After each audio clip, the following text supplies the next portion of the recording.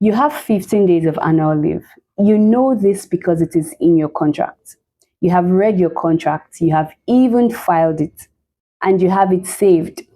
So in March, you submit a leave request fully within your entitlement, 5 days, and you submit it to your manager. You have prepared your handover notes, you have prepared your out of office status, and everything you need to be out of office is in place. You submit your leave request to your manager. Your manager sits across you and says with all sincerity, you know this is a busy period for us. Every period is a busy period.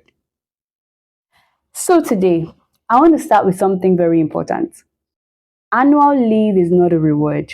It is not a privilege. It is the right of every employee in virtually every country in Africa. It is a legal obligation of every organization to give you a few days off so that you can rest, recoup, and come back refreshed. This annual leave is enshrined in every labor legislation. It is a legal entitlement in Ghana, in South Africa, in Kenya. In Ghana, I think it's 15 days. You are entitled to at least 15 days. In South Africa, you're entitled to at least 21 days. In Nigeria, you're entitled to a minimum of 6 days. Some organizations give more leave days depending on the structure and how large the organization is. But no matter how little the organization is, every employee has a legal right to an annual leave in Nigeria for at least 6 days.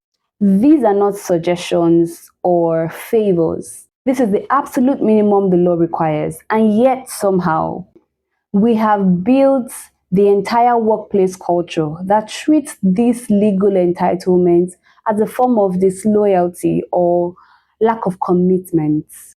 Today, we are going to talk about how we got here, what it is costing us, and what we need to change.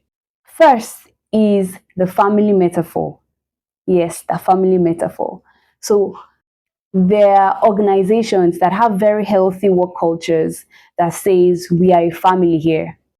And don't get me wrong, I'm someone that genuinely believes that warmth and community in a workplace environment is very important for the success of that company or for the success of that organization. Warmth and community are key to every workplace environment. A workplace that feels human and caring and connected is a workplace that will thrive, and that is something worth building. But in some places, in some organizations, here is what we are a family has come to mean in actual practice.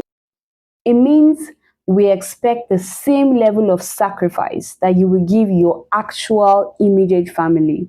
Your time, your health, your boundaries, your rights, your weekend, but we will not give you what your actual family will give you in return, which is unconditional regard, which is the same level of sacrifice reciprocated.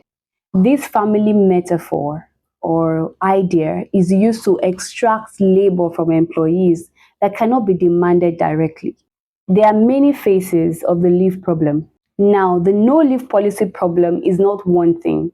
It shows up in different ways, and I want to name them because different organizations are guilty of different versions. The first version, there genuinely is no policy, no written leave entitlement, no system. Leave is taken whenever it's convenient, which translates to never, because it is never convenient. And without a structure, there is no mechanism for it to become convenient. This is most common in small organizations or family businesses. The second version is there is a policy, but there is also a culture. The policy exists only on paper. The HR manual is very clear. But the culture makes it very, very clear that using your leave is frowned upon. The managers who never take leaves are celebrated as the dedicated and committed ones. The ones who do are quietly tagged as unserious. The third version is the guilt trip. Leave is approved, Technically, it is approved. But it comes with sighs and side comments about what you're leaving behind and the load of work and who will get the work done, and a WhatsApp message from your manager on day 2 of your being on leave. This version is particularly insidious because it is technically compliant but culturally non-compliant. People then learn quickly that approved leave and guilt-free leave are two different things. You get the point there. The fourth version is the rollover trap. Leave cannot be taken, so it rolls over and rolls over and rolls over again. 3 years later, you see an employee that has 47 leave days that the organization suddenly decides cannot be carried forward anymore. This is the company profiting from the culture it created. So when you have employees working in organizations where they cannot take leaves or their leaves are not permitted without a guilt trip, this then leads to what we call burnouts. I would like to take a moment to talk about burnout. Burnout is not tiredness. Burnout is not having a bad week.